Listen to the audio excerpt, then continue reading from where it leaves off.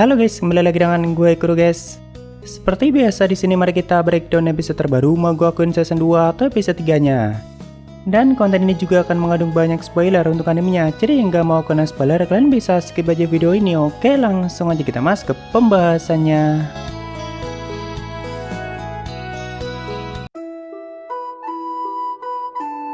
Episode kali ini dibuka dengan ekspedisi akademi ke hutan Rohardain, dan saat itu mereka sudah berpindah ke ibu kota Steinberg menggunakan Gatom. Karena menurut rumor yang sedang beredar waktu itu, posisi pintu masuk ke hutan Rohardain itu ada di wilayah padang rumput Rikals dan itu ada di pinggiran kota Steinberg. Ya, sebenarnya rumornya hanya mengatakan kalau sering muncul kabut misterius yang melilit pinggiran kota itu dan fenomena itu hanya terjadi di waktu tertentu. Cuma kan sekali dan Anos sangat paham kalau kabut yang muncul itulah yang merupakan perbatasan antara dunia roh dan dunia luar atau sama aja gerbang untuk memasuki hutan Rohardain. Makanya Anos sekali memerintahkan mereka semua untuk mencari rumor yang ada di kota atau mencari tahu kapan tepatnya kabut itu akan muncul karena sewaktu-waktu rumornya bisa berubah dan tentu semua hal yang berkaitan dengan Ardain juga akan mengikuti rumor yang ada. Tapi setelah menemukan kabutnya, mereka juga tidak bisa langsung memasuki Ardain begitu saja dan salah satu cara untuk memasukinya yaitu dengan membuat peri Titi tertawa atau terhibur. Maka mereka akan menuntun masuk ke hutan Ardain tanpa menyesatkannya. Makanya peri Titi juga dikenal sebagai peri yang jahil karena memang mereka suka menyesatkan makhluk lain yang berniat memasuki hutan Ardain ataupun tanpa sengaja mendekati hutan itu. Jadi sumber kekuatan roh itu berasal dari rumor yang ada termasuk dunia yang mereka tinggali atau hutan Rohardain.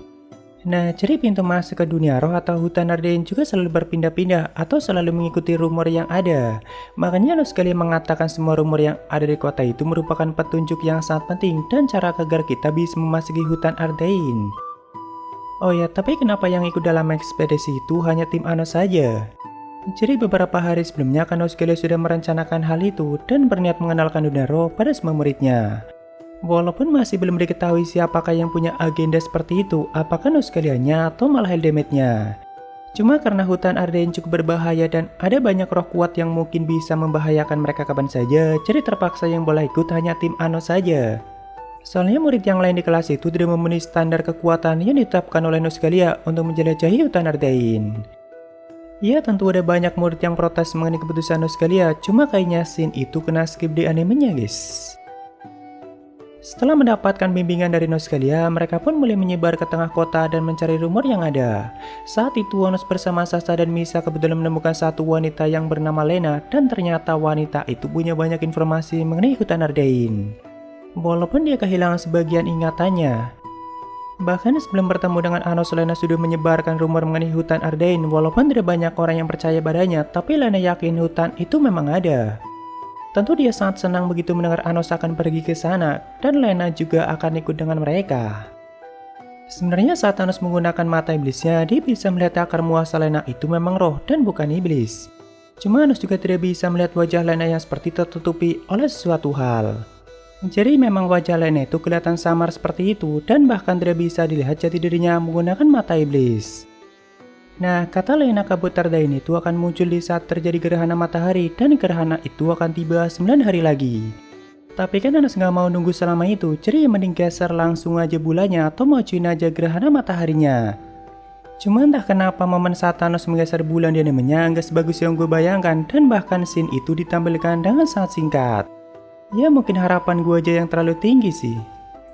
Cara Anos menggeser bulannya akan menggunakan teknik Igoneas dan teknik itu memungkinkan Anos untuk menggenggam ataupun menggerakkan objek yang sangat jauh ataupun sangat besar. Tapi karena yang digerakkan di sini adalah bulan, jadi saat itu Anos sempat menciptakan lapisan siri yang sangat banyak dan gue pikir hal itu bakalan ditampilkan juga di animenya. Setelah kabutnya muncul akibat gerhana bulan, Anos dan timnya mulai menuju padang rumput Rikals dan kali ini mereka hanya tinggal membuat peri Titi tertawa supaya bisa memasuki hutan Ardain. Ya untungnya cewek-cewek dari tim paduan suara Anos juga ikut dalam ekspedisi itu dan mereka berhasil membuat Titi tertawa walaupun hanya dengan lawakan yang cukup garing, tapi mungkin hal itu terkesan baru bagi Titi yaitu batang Anos. Tapi jika saja paduan suara nggak ikut dan cuma Anos, Misa, dan Sa saja, mungkin sampai tahun depan pun nggak akan bisa membuat Titi tertawa. Apalagi Ray dan Misa yang selalu ngebucin mau dimanapun tempatnya. Ya akhirnya dengan itu mereka semua bisa memasuki hutan Ardain sambil dituntun oleh Titi dan Titi juga masih mengenali Anos sebagai Raja Iblis yang kejam. Tentu Nosgalia juga ikut masuk untuk mengawasi mereka semua dari kejauhan. Walaupun hutan Ardain berbatasan langsung dengan dunia manusia ataupun iblis, tapi sebenarnya tempat itu punya dunia sendiri atau dunia roh dan itu sangat-sangat luas. Karena di dalamnya ada banyak makhluk roh yang ukurannya luar biasa besar. Saat itu Anos sempat bertanya pada Titi, apakah Sinreglia ada di sini, tapi mereka tidak tahu siapa itu Sinreglia. Cuma mereka mengatakan bawahan Anos dari 2000 tahun yang lalu ada di sini. Begitu juga dengan iblis yang lain yang pernah hidup di masa itu atau 4 raja jahat. Mereka juga sempat mengatakan mengenai Raja Roh yang memang saat itu menjadi penguasa hutan Ardain walaupun Titi tidak mau mengatakan namanya. Tentu di masa 2000 tahun yang lalu belum ada yang namanya Raja Roh karena penguasa roh dan hutan Ardain itu sendiri adalah Roh Agung Reno yang menjadi ibu dari semua roh. Cuma entah bagaimana Titi mengatakan kalau Reno itu sudah meninggal dan itu terjadi 2000 tahun yang lalu. Namun di sini saat mereka memperhatikan Lena, mereka sempat mengatakan kalau Lena itu sangat mirip dengan Reno. Tidak hanya itu, mereka juga bisa mencium bau Reno dari tubuh Misa. Walaupun saat Misa bertanya siapa ayahku, Titi langsung kabur sambil mengatakan rahasia. Sebenarnya saat Thanos mendengar kalau Reno sudah mati, dia sempat berpikir kenapa bisa seperti itu. Karena harusnya akan setelah Thanos memisahkan keempat dunia, semua kehidupan akan menjadi jauh lebih damai dari sebelumnya. Dan rumor mengenai Roh Agung Reno juga masih tetap ada dan tidak pernah terputus. Jadi harusnya tidak ada alasan bagi Reno untuk lenyap atau mati. Setelah berjalan cukup lama, akhirnya mereka sampai di sebuah pohon yang sangat besar atau dikenal juga sebagai Eni Junin, sang pohon besar pendidikan. Ya, Eni Junin itu bisa dikatakan sebagai akademi atau sekolahnya para roh di hutan Ardain dan tentu dia punya pengetahuan yang sangat luas. Dan ternyata di tempat itu sudah ada 3 raja jahat dan kalau menurut perkataan Titi, mereka sudah tinggal di situ cukup lama. Yaitu Raja Monumen Scarlet Chrysalis Delo, lalu Raja Kegelapan Kode Aegis dan Raja Kutukan Kai Hilam Jiste. Cuma yang jadi pertanyaan Anos kenapa mereka sampai mau menjadi bawahan orang lain walaupun tuan yang memerintahkan mereka masih belum diketahui. Padahal di masa 2000 tahun yang lalu saja saat Anos menguasai Dilhaide mereka tidak mau menjadi bawahan Anos dan tetap mempertahankan wilayahnya masing-masing. Makanya dikenal sebagai 4 raja jahat yang kekuasaannya nomor 2 setelah Anos di antara semua iblis. Apalagi di situ mereka sampai akur seperti itu dan itu sangat jarang terjadi. Oh iya, mengenai Raja Kutukan Kai Hilam Jiste, sebenarnya dia punya 2 kepribadian yang berbeda dan bahkan seperti punya 2 akar muasal yang berbeda dalam satu tubuh.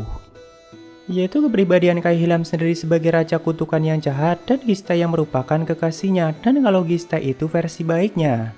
Bahkan kalau jadi Gista dia sangat ramah pada Thanos dan benar-benar sangat baik.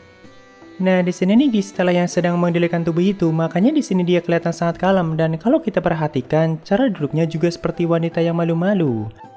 Kalau di novelnya Gista sempat menyapa Thanos dan ngobrol bentar dengannya, cuma sayangnya Gista tidak tahu banyak apa yang sebenarnya terjadi di tempat itu. Karena Gista sendiri tidak bisa mengintip ingatan Kai Hilam dan begitu juga sebaliknya. Bahkan mereka berdua juga tidak bisa semaunya sendiri keluar sebagai Gista ataupun Kai Hilam.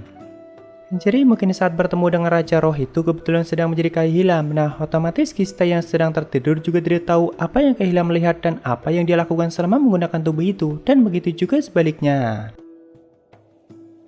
Ya, setelah itu Dianimenya kalian bisa lihat kalau mereka semua terpaksa harus mengikuti ujian sampai lulus supaya bisa keluar dan bertemu dengan Raja Roh.